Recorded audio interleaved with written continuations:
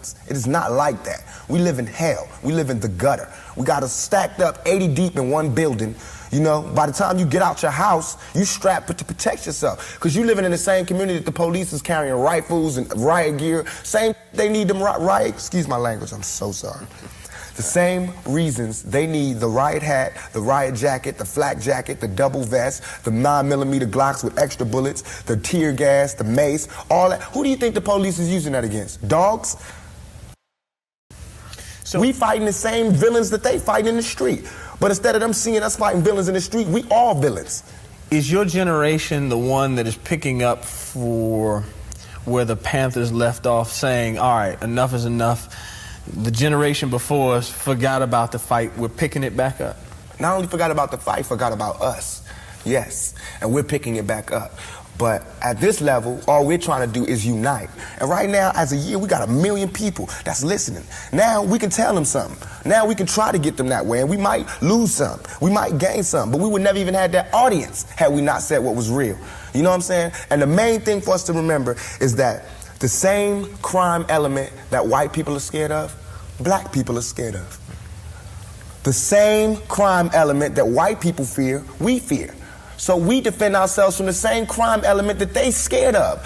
You know what I'm saying? While they waiting for legislation to pass and everything, we next door to the killer. We next door to him, you know, because we up in the projects where it's 80 in the building.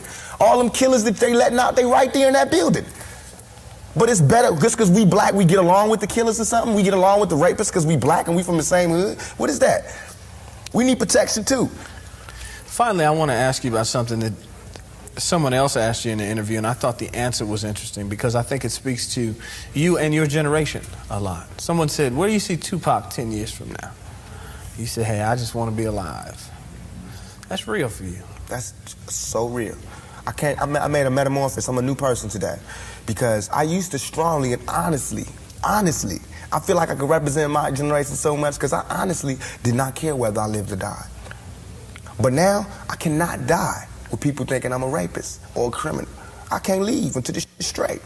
You know, I'm not suicidal. I can't go until y'all really know what time it is. And then after that, boom, it's all over. And we can see, you know, how this shit fall. But that's how it is. And the reason being is because if I can't live free, if I can't live with the same respect as the next man, I don't want to be here. Because God has cursed me to see what life should be like.